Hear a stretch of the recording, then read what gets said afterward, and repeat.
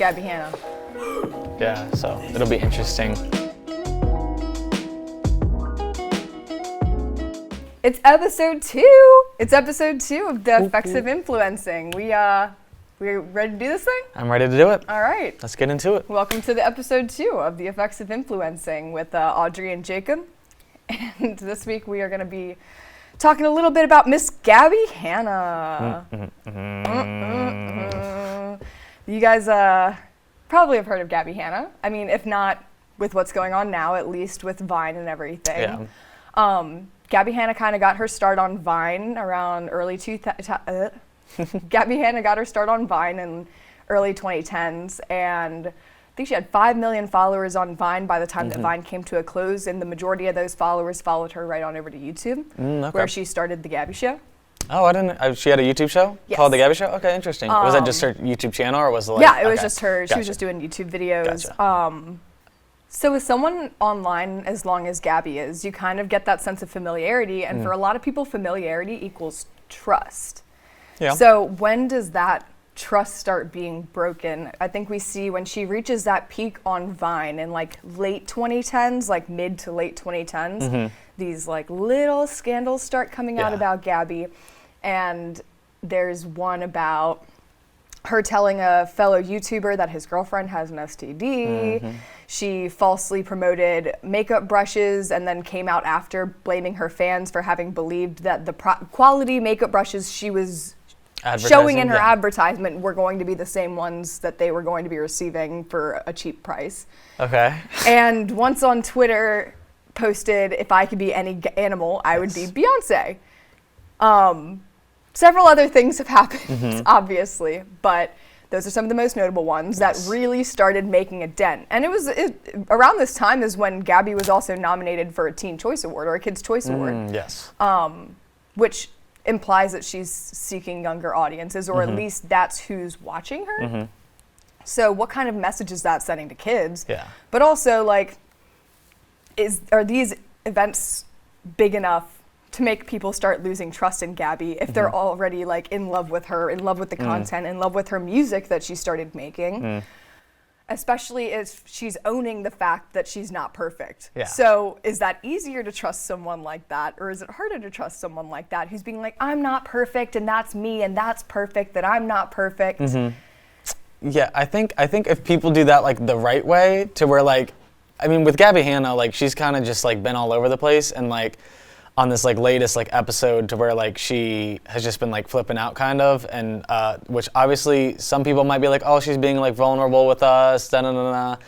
But at the same time, like it's also like you're concerned about her, and I know we're gonna get into this a little bit later, but like those kind of like videos that she was putting on could like trigger someone else's like mental health issues. And so seeing like these little hiccups is going to be setting up for the bigger issues down the road. So Gabbie Hanna has been open for a long time about having bipolar disorder.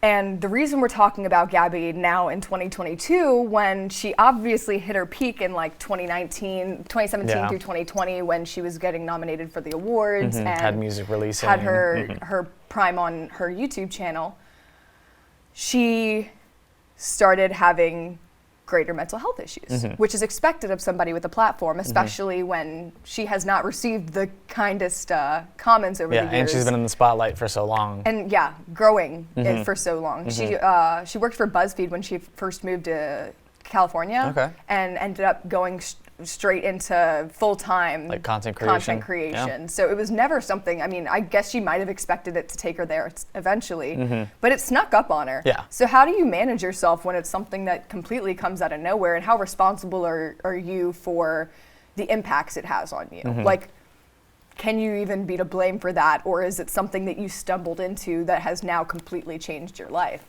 So what's going on with Gabbie right now that has gotten everyone's attention is that on August 23rd, she posted over 100 videos on her TikTok, all of which were confusing. Some of them were racist, some of them were religious, a lot of them were religious. Yeah. And not to get too much into the specifics, but Gabbie was saying things that overall made her viewers feel that she was having a mental health crisis. Yes. And the frequency of which she was posting as well. And like, especially like not sleeping and Yeah, and then the situation escalated on, I believe it was the 24th. She had a person come to her door claiming they were looking for a restroom. She invited them into her home, thought she'd made a friend through divine intervention, and finds out that this boy lied about knowing who she was, filmed her outside of her house, filmed her car, her license plate, and inside of her home. While she's going through an episode. While she's going through what is believed to be a manic episode, or at least a hypomanic episode. She found out through people commenting, through people sharing the videos that he was actively posting while inside her house about being inside her house, and the videos he was making before he left to let her know, hey, Gabbie, this guy is not sent from God. No. This guy just wants to get in your house. Yeah, and wants attention. And all of that kind of started the breaking down of the episode, breaking down of the delusions, realizing that everything, the world that she'd been living in for the past 24 hours at least, was not what she thought it was. It kind of cracked the facade. Yeah. And people started getting nervous at that and also hopeful. And so that kind of draws into the what were people doing during all of this? Because this is obviously like a really scary thing for people to deal with, especially someone that you love. And parasocial relationships are so strong. Yeah. Like the connections that people feel to celebrities, to influencers, to icons in general through their work is sometimes deeper than a connection you have with someone you really know. That is true. Like people see their lives through these people, see themselves through these people. So people who had been following Gabbie since she started Vine, since she got her big break, who cared about her, were worried. Yeah. People were scared for her. And people were calling the Los Angeles police department for a wellness check. It was everywhere. And there were hundreds of thousands of views on these videos. Oh my gosh, yeah. With a fraction of the likes and comments. So it was obvious that this message was being spread, but what are the people doing? What can the people do? You know? And I think that was how much can and will people care about an influencer is huge. How much can you logically invest yourself into somebody you've never met and who will never know you? Yep. I mean, and that's a real question. Like, how much do you think is like safe to care about someone? Because I know that you care about like music artists and things like that, even if you're not like super into influencers or anything. You have that same parasocial relationship with any actor that you love, any musician you love. We talked about Kanye last week, and it's the same thing of like, how much can you really care for this person, emotionally expend yourself for a person who will never know you. Yeah, and I mean, I think a lot of people like just see like what's in front of them when it comes to like influencers, musics, like actors, whatever, any kind of celebrity. They just see like what they see on social media, and what like a lot of people need to like do is like think of like, oh, what does this person do like when they're not on screen? What kind of person are they? What kind of messages are they sending me? And I think that's when people start to get like wrapped up in the fan like girling and like the fan clubs and like stuff like that. They just like get too attached in a way to where like you still don't really know this person, you just have a perception of this person that you see. Exactly. And people were coming at Gabbie Hanna's family. She has a 20-year-old sister living on the East Coast that people are messaging saying, why aren't you taking care of her? And she's like, don't you think that my family knows how to take care of her better than people who've seen never even met her on the internet? Yeah. And that's a valid point, but these people can't logically process that because they're like, what do you mean? I've known her for years. Yeah. And it's like, you will never actually know this woman. No. But it feels so real, and it feels real to everyone. I mean, that goes for everyone. Yeah. If you keep up with someone closely enough, especially if there's someone who divulges that weakness, that vulnerability, you feel so seen. Yeah. And that goes into like, how does this affect people who have similar situations? Yeah. How does this affect mental health issues and stuff? Yeah. People with similar conditions, disorders, things like that, who see Gabbie as almost a role model, an icon for people who are similar to them, someone to identify with, somebody who, she's not perfect, she's a little nuts sometimes, she gets her hate, but she deals with it and she keeps going. Yeah. How does seeing this downfall like affect those people who identify with her? Yeah.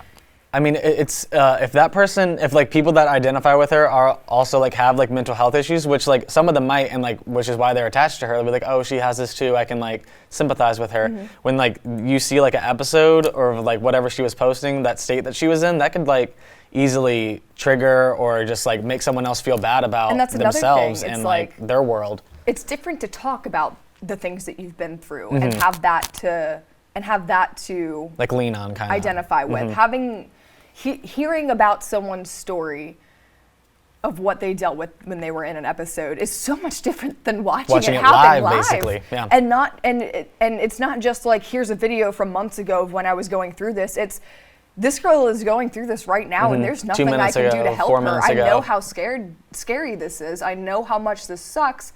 I've been there. I've been in a very similar situation, but there's nothing I can do. No. And that's scary. Not to mention, if you're someone who is, like you said, recovering, and you see this live, even if it was like a recap from 6 months ago, showing like the actual person like what she as was they are going dealing through. with this, can bring up some really scary stuff for people, can like bring people into a place that they don't need to be in.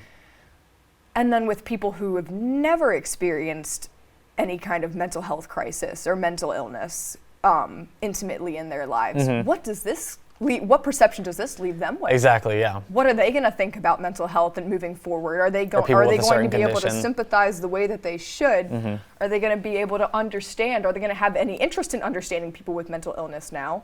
Because they just saw something that likely scared them, likely at least intimidated them about what mental health can look like. Yeah. So is she doing good by showing this is real? This is what it can be like? Or are you causing more damage by exposing people to extremes that they weren't ready for? Yeah. Extremes that maybe won't be helpful for them. And that's a whole different side of the story. Yeah, I mean, I think posting it as much might, like, maybe like awareness would be good for people. But when like you're in like that state and you're just like posting the kind of random stuff, crazy stuff, like stuff that you can't make sense of what she's trying to say, then I think it only like hurts not only the viewer but like Gabbie herself and like her reputation, which has not been great so far. And like when you see this, like this is going to be like all you think about when you talk about Gabbie Hanna. And it's sent, all of her videos from that period have been removed. Yeah, she has removed them, and in their place there is now at least 30 videos explaining her delusions during that episode. It's like, I think when I checked, it was a 20-something part series of about that last week or about the other week. Yeah, which could be helpful if she does it the right way. I watched but I haven't seen it, so I can't give a She's basically just explaining her delusions, explaining, I know it sounds crazy, but this is what I meant. So she's not really talking about the mental health side. She's talking about herself. She's talking, and I think that that's the wrong way to go. I would agree. Yeah. I think that you're making it about you, trying to bring other people into your reality, into your perception. When that reality isn't reality. And maybe she's just not in a place where she can recognize where she's at right now. What's wrong and right, yeah. And maybe this is exactly where she needs to be, and maybe some people need to be hearing it. It's not anyone's place to say, but I do think it's interesting to debate the pros and the cons of sharing this kind of thing. And then that also links to the other mental health warriors that are all over TikTok. Yeah. They're everywhere. Oh my gosh. And I feel like no matter who you are, you could be scrolling through TikTok and it'll list like a number of generic traits that a person would have. Like, you pick your fingernails in class, you I see what you mean. I see something what you like mean. that. And then all the hashtags will be like hashtag autism, hashtag ADHD, hashtag neurodivergent, things like that. And I did a little bit of research. The numbers of people going to get diagnosed for these rare conditions and disorders skyrocketed. Really? Skyrocketed with over the past couple of years, with these people perpetuating the message of, yeah, you probably do have something going on with you, which is not anything to be ashamed of. No, absolutely not. I don't think anyone is like neurotypical all the way. Yeah. Everyone has different minds, different like wiring. Yeah, little like but it's jitters and it's almost like we're getting so far into these niche groups. You have to belong to something, and it has to make sense of all of the other things you're involved in, have to be connected. And I think it's putting a lot of pressure to have a self or a mental health identity. I think that that's becoming like the new part of someone's identity is your mental health status. Yeah. Whether or not what do you have to get treatment for? Oh, well, I'm on this medicine, this medicine, this medicine. I've met an absurd number of people who it feels like that's a just normal. a pressing topic of conversation. Yes, like there you go. something to discuss, like something that's important to get out there one of the first times you meet someone. Yeah. Especially and on social media. Oh my gosh, people are very openly sharing on social media, and I don't think that's a bad thing either. Yeah. I do worry about what it could mean for children who are still figuring themselves out, teenagers who are still figuring themselves out, getting these messages of, in order to be progressive, in order to be forward thinking, in order to be fully aware, you also need to identify all of these things about yourself. And you need to analyze them, and you need to make sure everyone knows that's part of you. Yeah, and when you're like a 10-year-old watching that, like you don't know what to think, like, and then you would like think that you're like that, and then I mean, if you are, that's okay, and like I guess good that you've gotten like an early start, but like you don't want to like self-diagnose people like just based off a little thing that happened once. And Gabbie Hanna is not one of those people who's pushing that message onto people, but she is one of the people who is used as a huge example for those people. She is being used as an example. It's like I'll see a clip of Gabbie Hanna talking, and then it cuts to somebody else being like, this and this and this about mental health, and this is what you need to know, and this is what you need to do. And it's mental health warriors making people question their every move. And it's not just about mental health. There's so many different types of like, you need to do this, you need to do that all over this app, all over TikTok. But it's just it's so interesting to see how it's affecting people in real time. And what do we do about that? Yeah. How do you save yourself? I mean, because I've even fallen victim of being like, man, maybe I do have ADHD or something. Yeah. Even though I know I work just fine. Right. Yeah. And I feel completely normal, but yeah. So it's just such a weird, like, subjective thing of, if you don't want that, you kind of have to go out of your way to block it or not participate. Yeah. And that's so hard to do now. Yeah, it is. I mean, especially when it's just like it's on every comment, or like there's a comment on every post that has to do with it, or like there's just posts like Gabbie Hanna's that are just like continuously about mental health and stuff, which is like good for awareness. But when you do it the wrong way, it's just like too much of an overload for kids. I mean, mostly kids, but like even like teenagers and like college students, and even probably some adults that just like aren't like ready to hear that and don't like want to bring up something, I guess, or like fall back into a place that they were. Yeah, so. And I don't want someone like Gabbie Hanna like romanticized for being like, oh, she's so strong, she deals with this, because it's true, and I respect the way that she has built her platform despite her challenges, but I think that there's a very real difference between talking about real issues and kind of joking about them and brushing them under the rug, or trying to normalize them and make them seem like they're less of a deal, and that we're all in this together when it's... Yeah, you can't do that. Yeah. Because then that like just, I don't want to say brings down everyone else, but it like puts like your weight on other people. It's like, oh, I'm like struggling, we're all in this together, come help me. And it's kind of like, you need to like be by yourself and like deal with it, because you can't be dependent on other people, because they're not always going to be there for you. All in all, my major takeaway is that mental health and the discussion on it is something to be very careful with moving forward, and something to very carefully observe as we scroll through these algorithms and as we move forward learning, because these apps teach us. I mean, even if you're not consciously learning, you're learning. You're learning things about you, you're learning things about the way that you perceive, the way you are wired. And I think that being vigilant in your consumption of content is going to be the make or break point. Making sure that you are conscious of the content that you are absorbing. I would agree. And like choosing which ones you want to absorb and which ones to like disregard. It's very important. And it's a tricky battle nowadays. Being mindful about your content consumption is the way to go. Yep. Well, I think that's about all that I have to say on Miss Gabbie Hanna and about the mental health warriors of TikTok. And the effects of them. And the effects of influencing. Well, thank you guys for another great episode. I cannot wait to see you again next week, where we will be discussing a little bit more on what the downfalls of influencing might be. Alrighty, I will see you guys next time.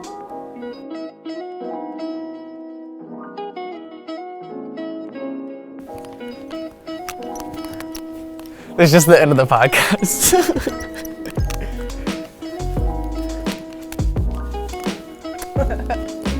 At the water.